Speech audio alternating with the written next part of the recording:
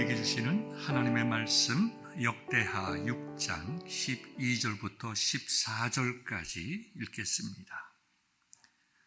솔로몬이 여호와의 제단 앞에서 이스라엘의 모든 회중과 마주서서 그의 손을 펴니라.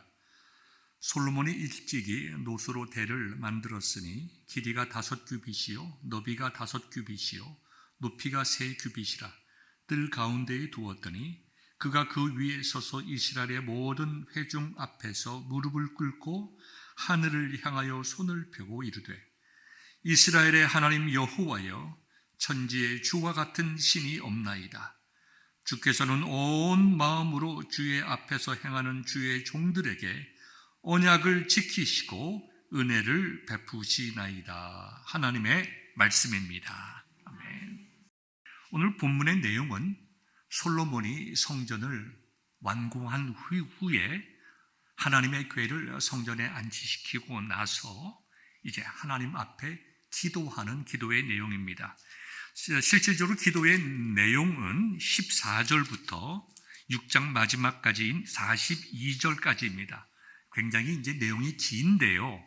다 읽지 아니하고 오늘 설교 말씀을 통해서 기도의 내용들을 함축해서 여러분들에게 말씀드리기로 하고, 오늘 설교의 내용은 크게 다윗의 마음과 또 솔로몬의 마음, 또 그것이 오늘 우리에게 주는 메시지가 무엇인가, 이렇게 크게 세 가지로 나누어 여러분들에게 말씀을 드리고자 합니다. 여러분들이 잘 아시는 바와 같이 성전은 다윗이 짓고자 했습니다. 성전을 짓고자 하는 다윗의 마음이 사무엘하 7장에 나와 있는데요, 이렇게 기록되어 있습니다. 1절입니다. 여호와께서 주위의 모든 원수를 무찌르사 왕으로 궁에 평안히 살게 하신 때에 왕이 선지자 나단에게 이르되, 볼지어다 나는 백향목 궁에 살거늘 하나님의 궤는 휘장 가운데 있도다. 나단이 왕께 이르되, 여호와께서 왕과 함께 계시니 마음에 있는 모든 것을 행하소서 하니라. 하나님께서 은혜를 주셔서 이스라엘의 옆에 있던 여러 가지 이제 적들의 침략으로부터 나라가 평안케 되었습니다. 블레셋으로부터 더 이상의 침공을 당하지 않게 되고, 그 다음에 주위의 여러 나라들이 감히 다윗의 왕국을 넘보지 못할 만큼 평안해지고, 다윗 역시 자기가 살 궁을 완성했을 때에 어느 날 깨닫게 됩니다. 나는 정말 좋은 왕궁에 살고 있는데 하나님의 언약궤는 어디에 있는가? 내가 그렇게 기뻐하면서 오벳 에돔의 집에서 이렇게 옮겨왔는데 하나님의 궤는 지금 어디에 있는가? 나는 지금 백향목으로 지은 좋은 곳에 살고 있지만 하나님의 궤는 휘장 가운데 있도다. 마음이 아픈 거예요. 이 휘장이라고 하는 건 성막을 전체적으로 덮는 큰 천을 얘기를 합니다. 여러분이 아시다시피 여호와의 궤는 기앗 여림에서 20년 있은 후에 옮기려고 하다가 문제가 생겨서 오벳 에돔의 집에 석 달 동안 임시로 놔두었습니다. 그리고 모든 하나님의 말씀에 따라 그 언약궤를 다윗성으로 가져올 때에 얼마나 기뻤는지, 다윗은 자기의 속살이 드러나는 것을 알지도 못할 정도로 기뻐 춤췄다고 했습니다.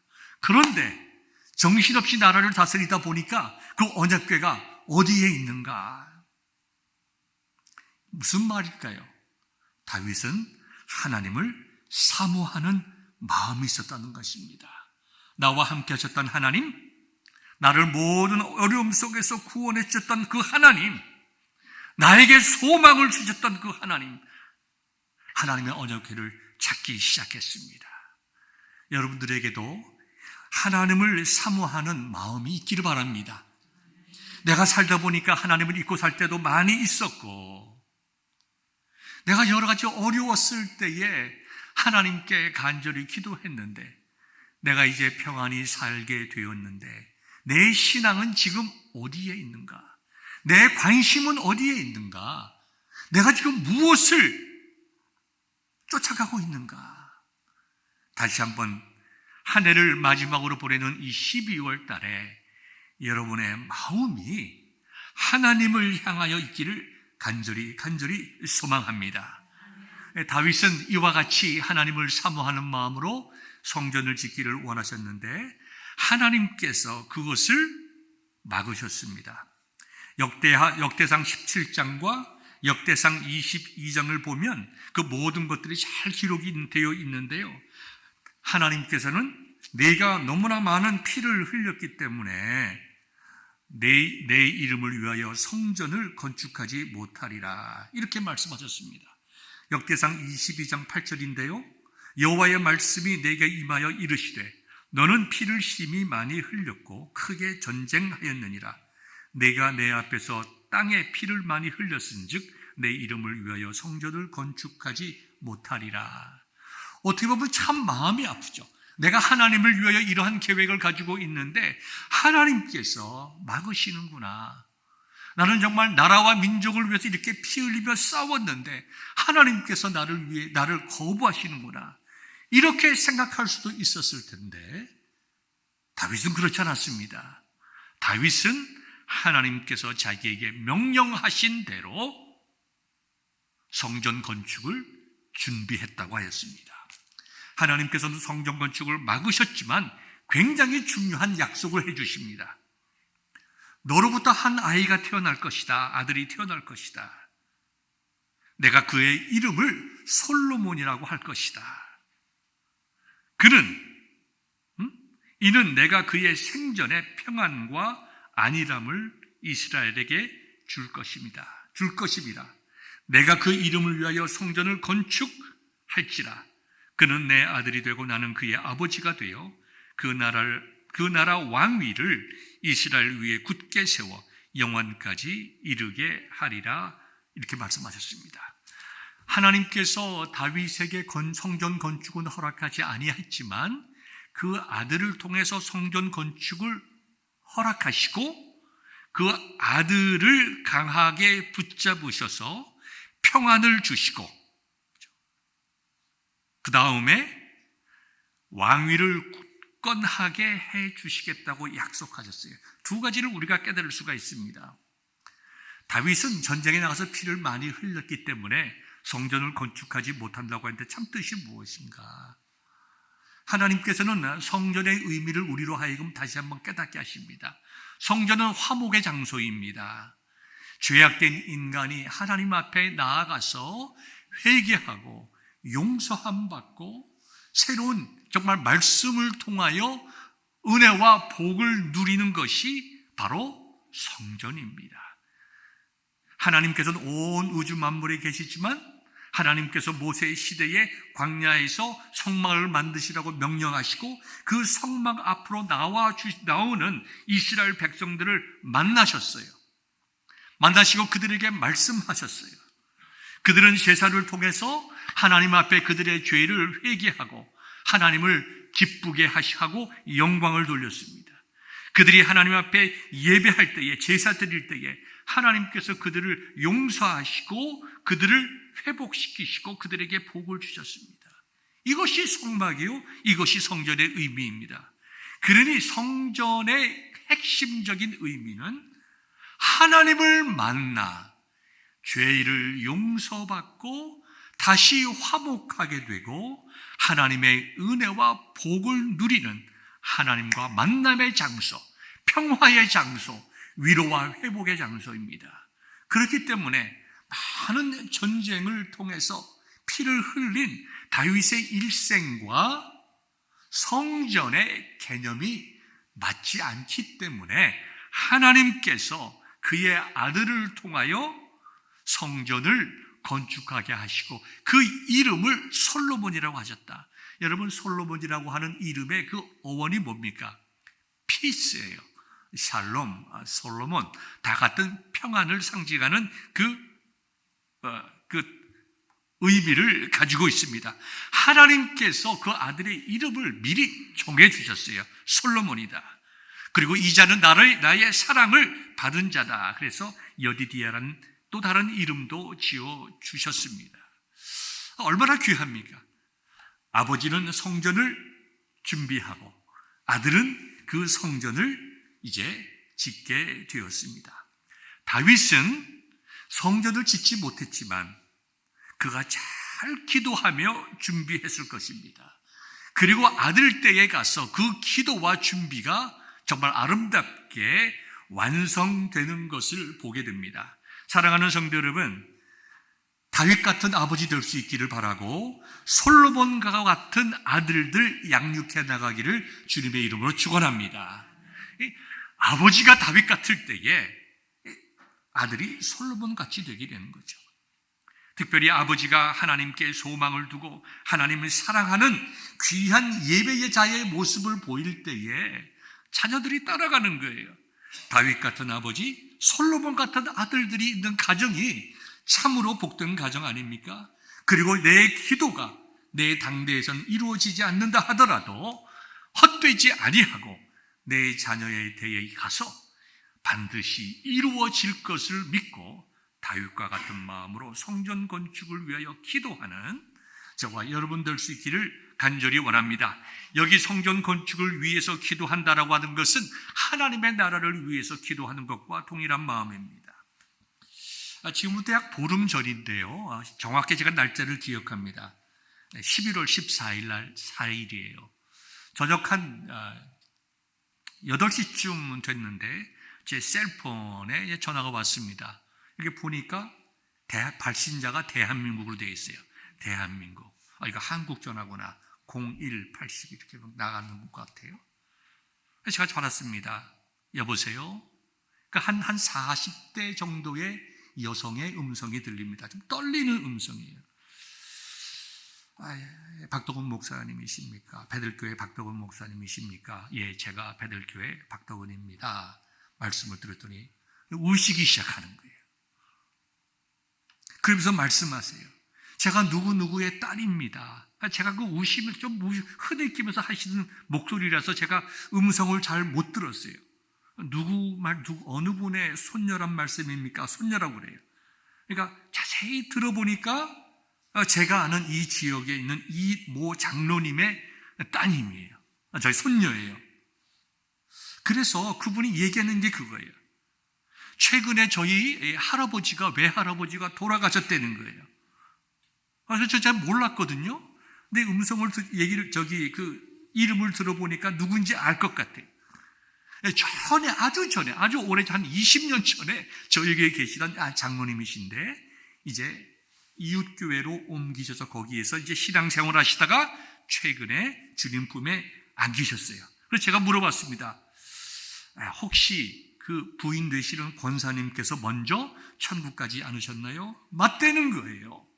그러면서 저에게 우시면서 얘기하기를, 우리 할아버지가, 우리 할머니가 나에게 예수님 믿으라고 그렇게 많이 기도해 주셨는데 내가 예수님 안 믿었더니 교회 안 나갔는데 할아버지 돌아가신 다음에 내 마음이 왜 이렇게 흔들리는지 모르겠습니다. 교회에 대해서 조금은 아시는 것 같아요. 성령이 나를 흔드시는데 견딜 수가 없다는 거예요. 내가 이제 교회에 나가겠습니다. 그런데 요즘 이상한 교회들이 많이 있는데 어떤 교회를 나가야 될지, 우리 할아버지가 다녔었던 교회의 목사님이라면 나에게 바른 교회를 인도해 주실 것 같아서 전화했다는 거예요. 근데 그분은 사실 돌아가실 때 저희 교회에 안 계셨거든요. 저희 교회에 전에 계셨던 장로님이십니다. 그랬더니 어떻게 저희 교회를 알았습니까? 전에 할아버지가 다니시던 교회라고 사진을 찍어 보내줬는데 그게 빨간 벽돌로 되어 있다는 건물이라는 거예요. 그래서 인터넷을 통해서 페이티빌에 빨간 교회 벽돌을 찾기 시작했다는 거예요. 여러분, 빨간 벽돌로 지은 교회가 여러 개 있습니다. 근데 저희 교회라고 생각을 하셔서 저한테 전화를 하셨어요. 그래서 제가 그분에게 복음을 전했습니다. 영접하게 하고, 어디 사십니까? 했더니 의정부 용현동에 사신다고 그래요. 내가 그곳에 아는 장로님이 있으니까 장로님에게 연결해서 좋은 교회, 바른 교회, 하나님 말씀을 바로 선포하는 교회로 제가 인도해 드리도록 하겠습니다 라고 귀한 시간을 마쳤습니다. 즉시 제가 아는 장로님에게 전화를 해서 그분으로 하여금 교회로 인도할 수 있도록 제가 더 조치를 취했습니다. 제가 그때 두 가지 확신이 생겼어요. 첫 번째, 부모님의 기도는 헛되지 않다. 여러분, 용기 가지고 자녀들을 위해서 믿음과 소망을 가지고 기도하는 어머니, 아버지 되시기를 주님의 이름으로 축원합니다. 부모의 기도는 헛되지 않아요. 그 장로님 권사님께서, 내가 이름은 밝히지 않지만 그 장로님 권사님께서 그 손녀딸을 위해서 많은 기도하셨을 것입니다. 그 두 분은 다 이 세상을 떠났지만 하나님의 때에 그 손녀딸이 성령께서 나를 흔드시는데 어찌할 줄 모르겠다. 여러분, 그와 같은 은혜가, 그 기도의 열매가 반드시 있는 것입니다. 아마 다윗도 그랬을 거예요. 내가 이렇게 성전 건축을 준비하니 얼마나 이게 기쁘고 복된 일인가. 내 아들이 성전을 건축하게 되니 얼마나 기쁘고 복된 일인가. 기쁨과 감사함으로 성전을 위해서 기도하며 자녀를 위해서 기도하며 하나님의 영광을 위해서 기도했던 것처럼 오늘을 살아가는 저와 여러분들 정말 다윗과 같은 부모 되고 솔로몬과 같은 자녀들을 위해서 기도할 수 있기를 간절히 소망합니다. 이렇게 이제 다윗이 죽고 솔로몬이 즉위를 합니다. 즉위하는 즉시 지난 시간에 말씀을 드린 대로 1000번제를 드립니다. 정말 다윗이 살아있을 때에도 누가 후계자가 될 것인가를 위해서 여러 가지 갈등이 생기고 많은 사람들이 정말 마음이 흔들릴 때에 하나님께서 뜻이 계셔서 솔로몬을 다윗의 후계자로 세워주시고 은혜를 베풀어 주었습니다. 솔로몬이 약 20세일 거라고 저희들이 생각하는데 20살에 이제 왕이 되자 그가 첫 번째로 한 중요한 일, 하나님 앞에 나아갔다. 하나님 앞에 섰다는 것입니다. 하나님 앞에 섰다라고 하는 것은 하나님과 자신 사이에 아무것도 없는 거예요. 하나님께 섰다라고 얘기하는 것은 광의적으로 얘기하면 하나님께 예배드렸다는 것이고, 좀 좁게 얘기하면 하나님께 기도했다는 말이지만, 하나님 앞에 서는 솔로몬의 마음의 자세는 하나님 아니면 내가 소망이 없다. 절박한 마음으로 하나님 앞에 선 것입니다.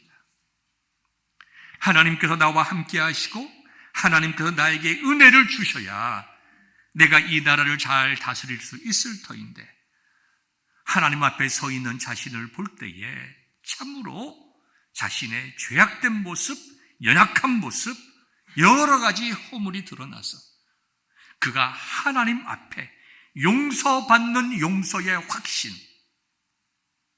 하나님 앞에서의 사명자로서 자신감을 가지고 믿음으로 왕위를 할 수 있겠다는 마음의 기도의 응답을 받기까지 1000마리의 제물이 필요했다는 거예요. 무엇을 얻기 위해서 1000마리를 계획하고 드렸다는 것이 아니라 하나님 앞에 선 솔로몬이 자기가 누구이며 내가 어떻게 살아가야 할 것이며 하나님께서 맡기신 귀한 사명, 성전을 건축하고 이 나라를 다스리기 위해서 내가 하나님으로부터 세움받은 왕이라고 하는 거룩한 마음을 회복하고 용기를 가지고 믿음으로 걸어 나가는 데에 회개와 하나님 의지와 은혜를 구하는 데에 1000마리의 제물이, 희생 제물이 필요할 정도로 솔로몬의 마음이 갈급하고 1000마리의 제물을 하나님께 드리며 하나님께 간절히 엎드릴 때에 하나님께서 그에게 은혜를 주셨음을 우리는 잘 알고 있습니다. 뭘 원했죠? 듣는 마음을 주옵소서. 내 마음을 열고 내 심장을 열고 하나님의 말씀을 듣고 순종하게 하옵소서. 하나님의 말씀을 듣고 그 뜻대로 행하는 자가 되게 하여 주옵소서. 솔로몬은 그와 같이 하나님 앞에 제사를 드렸습니다. 후에 그는 잠언의 말씀을 통해서 여호와를 경외하는 것이 지식의 근본이라고 말씀하시고 여호와를 경외하는 것이 지혜의 근본이요 명철의 근본이라고 얘기를 했습니다.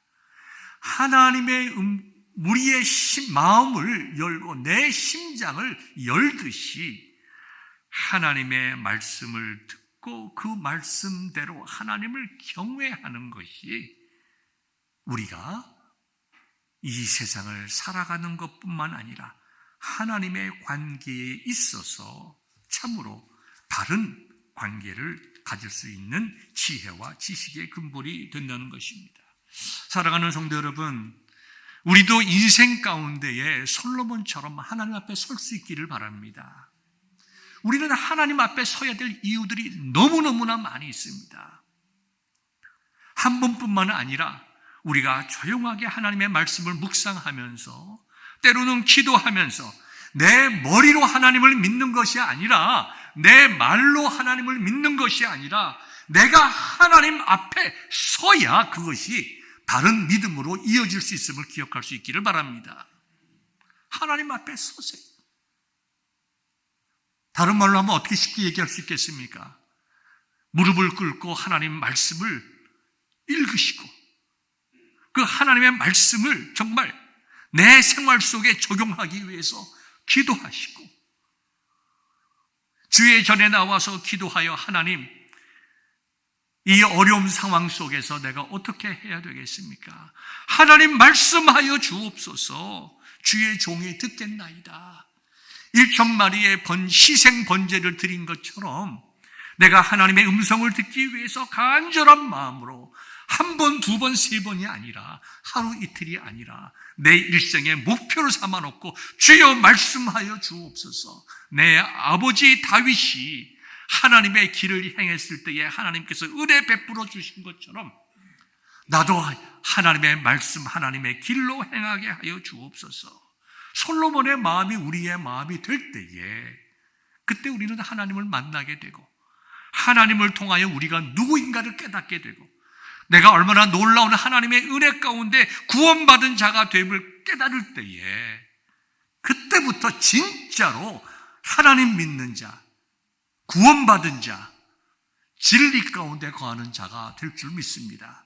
오늘 우리가 읽은 본문 솔로몬의 성전 봉헌의 기도는 1,000 번제의 기도가 있었기에 그와 같은 아름다운 성전 완성 후에 기도가 있을 수 있은 것입니다. 우리가 1,000 번제라고 하는 것은 하나님 앞에 개인적인 설비라고, 개인적으로 섰다라고 하는 것이라고 이해할 수 있고, 우리가 솔로몬의 성전 기도라고 하는 것은 우리가 하나님 앞에서 하나님의 자녀로서 내가 주신 사명을 어떻게 감당할 수 있겠는가, 구원과 하나님의 백성으로서의 삶을 아름답게 연결시키는 두 기도가 되는 것입니다.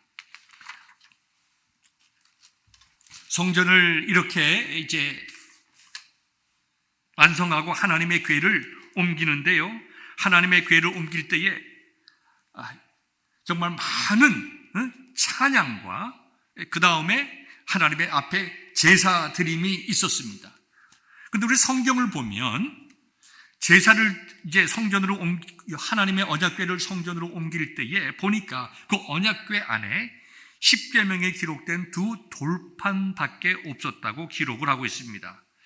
여러분이 잘 아시는 바와 같이 이 하나님의 언약궤 안에는 뭐가 있었나요? 만나를 담은 황금 항아리가 있었습니다. 그 다음에 아론의 쌍난 지팡이가 있었죠. 그 다음에 십계명에 기록된 두 돌판, 이렇게 세 종류가 있었습니다.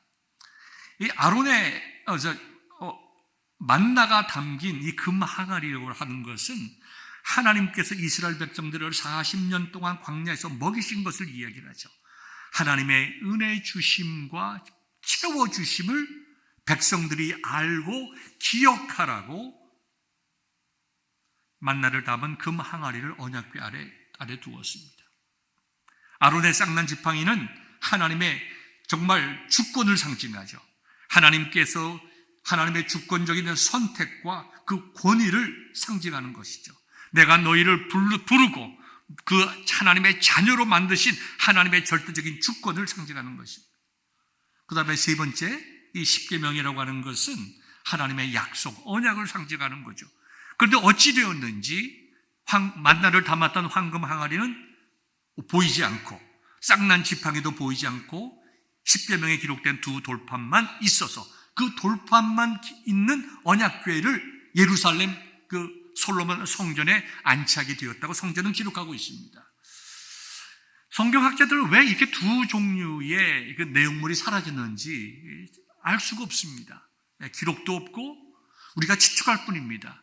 그러나 분명한 것은 아론의 쌍난 지팡이든 만나가 담겨져 있는 금 항아리건 다 하나님의 언약, 하나님의 약속의 말씀을 우리로 하여금 체험케 하신 것이다.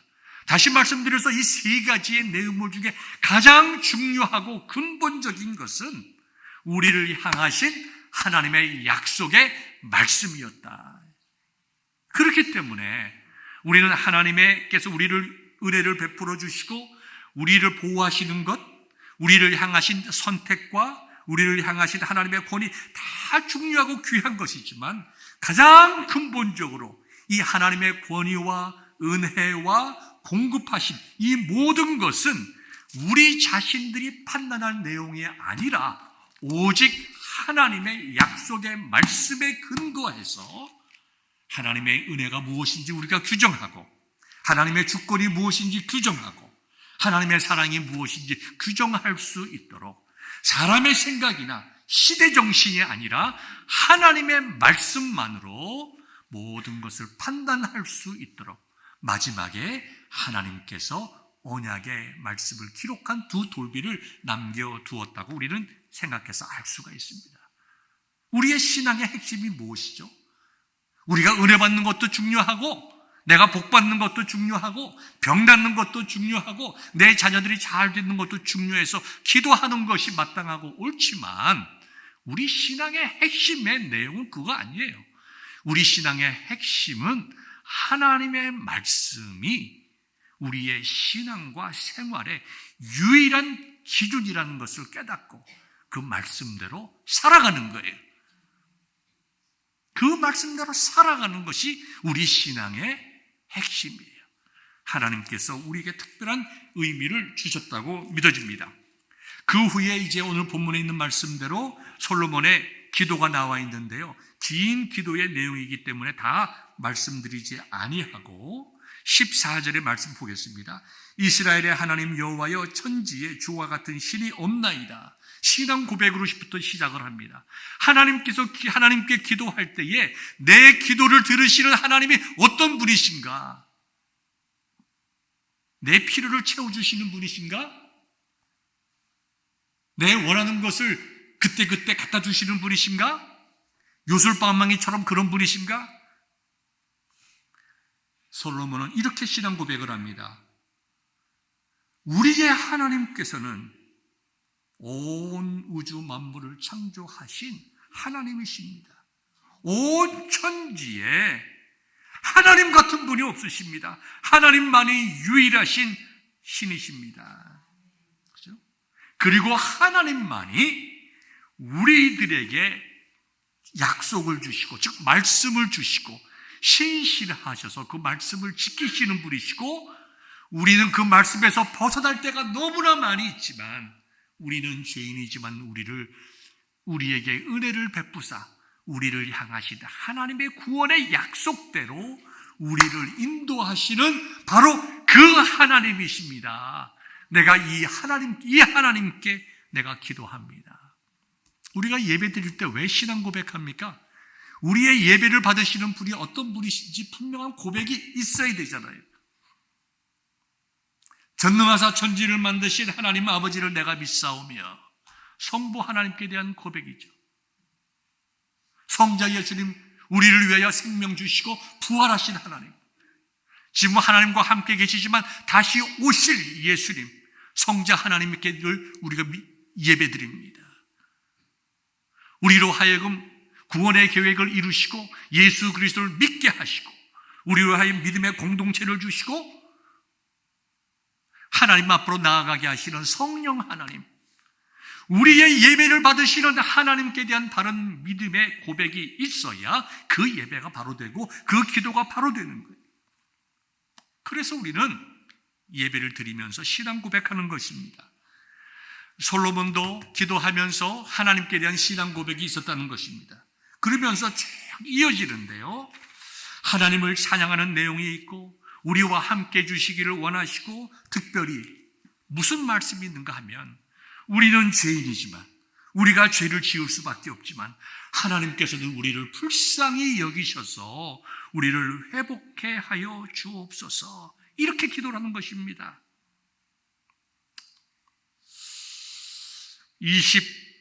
역대하 6장 24절을 보면요, 주의 백성 이스라엘이 주께 범죄해서 적과의 전쟁에서 패하게 되더라도 하나님 앞에 나와서 회개하면, 이 성전에 나와서 기도하면 하나님께서 회복시켜 주시옵소서, 하늘에서 들으시고 하나님의 백성들의 죄를 사하여 주시고 하나님께서 주신 이 땅으로 돌아오게 하옵소서.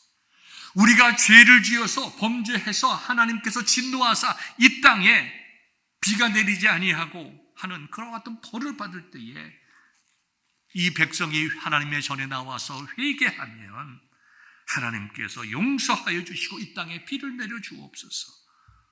우리가 죄를 지어서 하나님께서 진노하사 이 땅에 기근이나 전염병이나 여러 가지 어려움이 있을 때에 고통 가운데 깨닫고 하나님 앞에 나와서 회개하고 기도하면 하나님께서 들으시고 하나님께서 용서하여 주옵소서.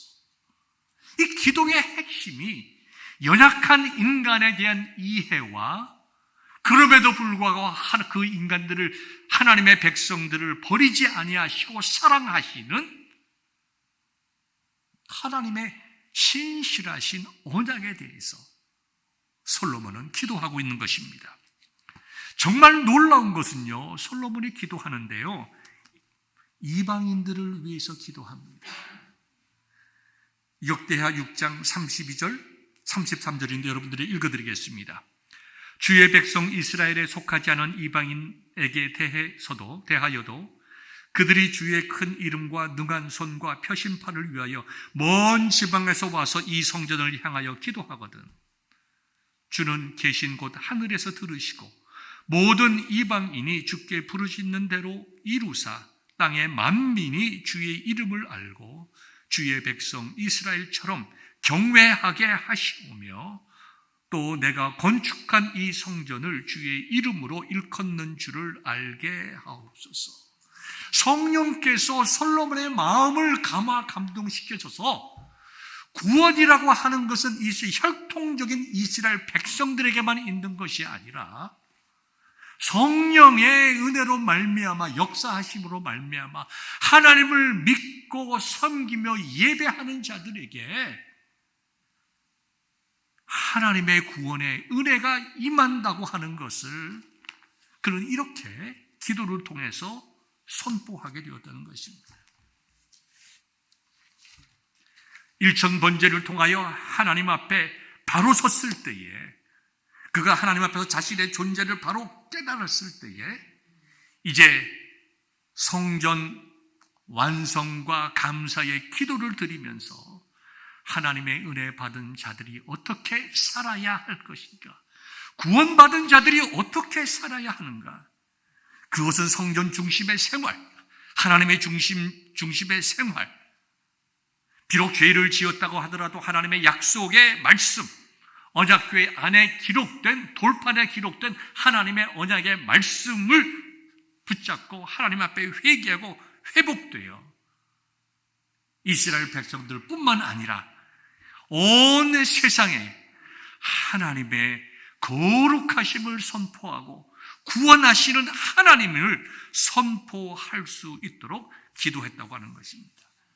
여러분, 솔로몬이 일천번제를 통하여 하나님과의 깊은 관계의 회복을 가졌기에 성전을 건축할 수 있었고 동시에 이와 같은 놀라운 기도를 할 수 있었다는 것을 우리가 꼭 깨닫고 우리도 이와 같은 신앙의 체험일 수 있기를 우리가 기도해야 할 것입니다.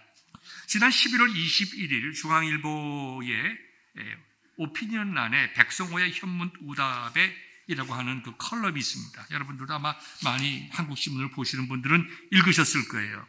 근데 제목을 보니까 체중 20kg이 빠진 미국 선교사, 고향 가란 말에 조선보다 천국 가깝겠나. 이 아펜셀러 목사님에 대한 내용이 있는데요. 약 140년 전에 이 아펜셀러라고 하는 감리교 목사님 부부가 이 조선 땅을 밟았습니다. 140년 전에 우리 조선에 대한 서구의 이미지는 호랑이가 종종 나타나고 말라리아가 성행하고 심지어 사람을 잡아먹는 그런 풍습이 있다. 이것이 서방 사람들이 생각한 140년의 전에 우리나라예요. 우리나라 최초의 우리 기독교 선교사들입니다. 그가 와서 몇 년 되지 않아서 몸무게가 20kg이 빠지고 여러 가지 풍토병에 시달렸습니다. 그럴 때 이제 안식년을 얻어서 이제 좀 병을 고치고 쉬기 위해서 가려고 하는데 친구가 이렇게 얘기를 하더래요.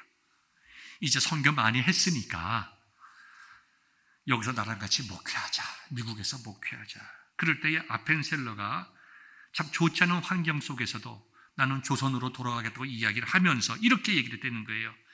미국에서 천국 가는 것이 조선에서 천국 가는 것보다 가깝다고 생각하지 않는다. 무슨 말일까요?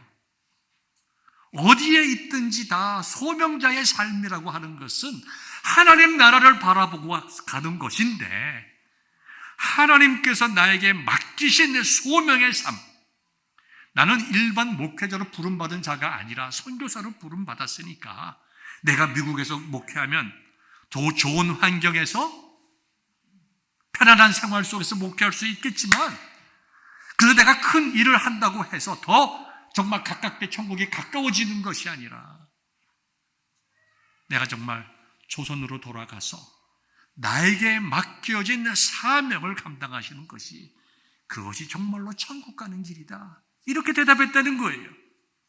여러분, 아펜셀러가 솔로몬이 일천 번제를 통해서 하나님을 깊이 이해했던 것과 같은 이해가 있었기에 이와 같은 고백이 있는 거예요. 이런 고백이 그냥 나오는 것이 아닙니다. 학교에서 배워서 나오는 것이 아니에요. 누구의 충고를 듣고 배우는 것이 아닙니다. 하나님 앞에서 자기가 누구인지 분명히 깨달으니까 하나님께서 그를 부르실 때에 140년 전 사람을 잡아먹는 풍습이 있다는 그 나라로 올 수 있었던 것입니다. 또 하나의 중앙일보 글이 있었는데요. 그것은 11월 25일자 그 다음 날의 글이죠. 우간다에서 40만 명에게 인수를 베푼 임현석 원장, 아산병원의 아산상을 받은 내용을 소개하고 있습니다. 이 임현석이라고 하는 분은 부부가 의사입니다. 대학병원에서 교수로 일했던 분입니다. 그런데 이분이 35살 때 어린 아이들 둘을 데리고 우간다로 떠나서 24년 동안 지금까지 오늘도 우간다에서 베데스다 메디컬 센터를 운영하고 있습니다. 이분이 시작할 때는 직원 5명과 출발했는데 지금은 6개의 진료과가 있고 37명의 의료진과 직원들이 근무하는 큰 병원이 되었다는 거예요. 이분이 청년 때부터 자신이 선교사가 될 꿈을 가지고 의과대학에 갔습니다. 그런데 의과대학 다니고 의사가 되고 대학병원에 병원에서 일하고 교수가 되니까 모든 것이 평안해서 자기가 잠깐 그걸 잊어버렸대요. 그러다가 어느 날 기도하는 가운데 아내와 함께 깨달은 거예요. 나에게 맡겨진 사명이 무엇인가? 내가 이렇게 평안한 생활로 만족해야 할 것인가? 대학병원에서 일하는 교수로서 삶을 만족해야 할 것인가? 아니다. 35살 때, 지금 생각해보면 제 나이가 보면, 내가 35살 때 무슨 철이 있었나 싶은 생각이 들어요. 그런데 그 아이들 둘을 데리고 우간다에 갔다는 거 아니에요. 지금까지 24년 동안 섬기는 것 아니에요. 여러분, 제가 이런 얘기를 들었어요. 우리 좀 어르신들 많으시니까.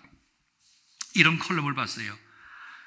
가슴이 흔들릴 때 떠나라. 다리가 흔들리면 못 떠난다. 무슨 얘기인지 아세요? 은퇴하고 여행들 다니라는 얘기예요. 뭔가 여행하고 싶을 때 가야지. 자꾸 미루고 미뤄서 나이 들어서 다리가 흔들리면, 떨리면 못 간다는 거예요. 그 말이 참 맞다. 여러분, 조금 더 생각해 봅시다. 우리의 심장이 흔들릴 때 우리는 주를 위해서 살아야 돼요. 여러분, 우리 결단해야 돼요. 그저께인가요? 어저께인가요? 너무 시간이 많이 걸려서 저도 기억이 없는데, 우리 둘째 딸 아이가 이제 아들을 낳았습니다. 저한테는 두 번째 손자죠. 제가 많은 걸 생각합니다. 우리 둘째 아이가 34살인데 34살이 첫째 아들을 낳았어요. 아들을 낳는 걸 생각하면서 제가 그 아이를 낳았을 때의 병원에 있었던 모든 일들이 다 기억이 나죠. 첫째 아이 낳았을 때, 둘째, 셋째 아이 낳았을 때 다 기억이 나죠. 그 아이들 유치원, 국민학교, 초등학교, 중학교, 고등학교, 대학 다 기억이 나죠. 제 마음속에 우리 아이들이 정말 목사의 딸로서, 목사의 아들로서 정말 바르게 자라야지.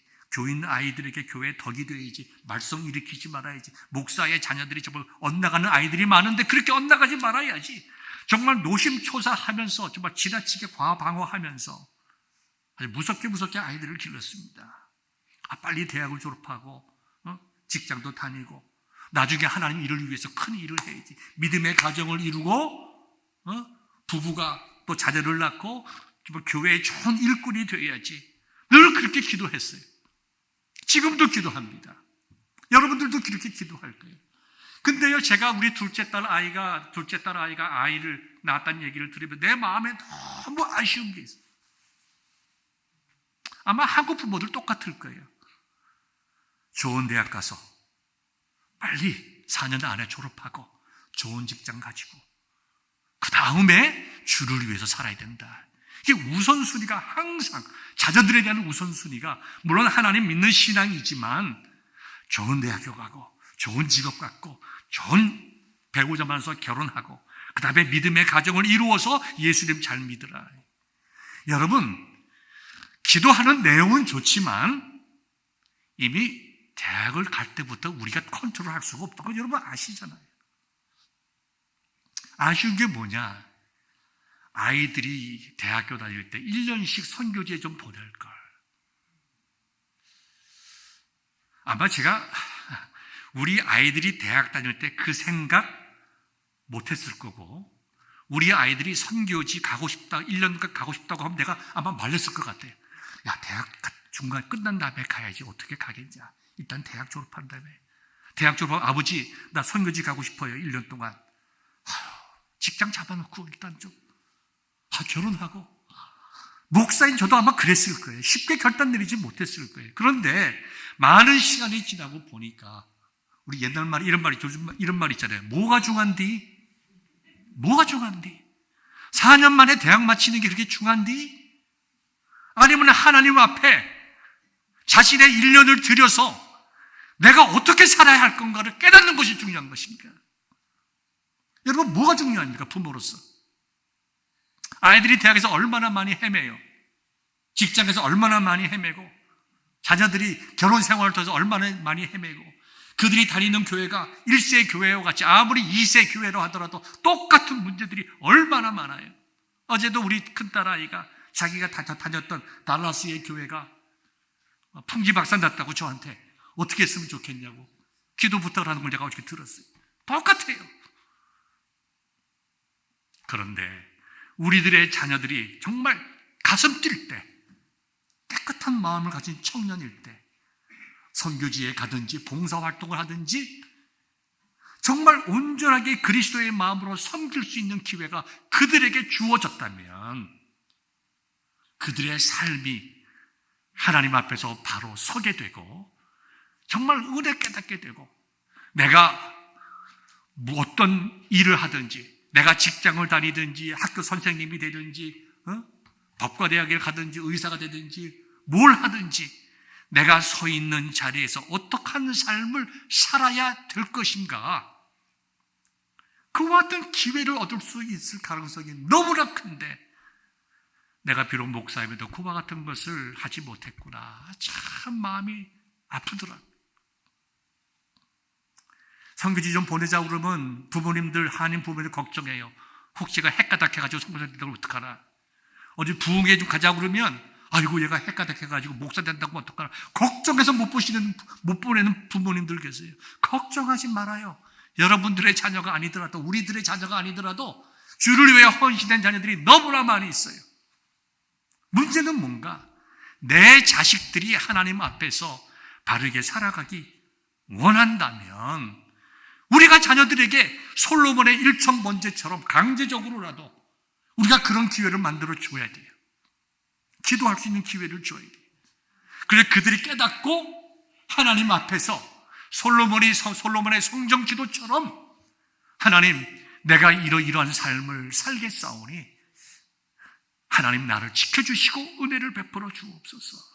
뭐 의사 되려는 거 아니에요. 성교사 되려는 건 아닙니다. 어떠한 삶의 현장 속에 있든지 내 자녀들이 다윗과 같이 솔로몬과 같이 하나님의 사람으로 쓰임받고 교회와 사회와 민족과 나라를 위해서 쓰임받는 자녀들이 되어야 되지 않겠습니까?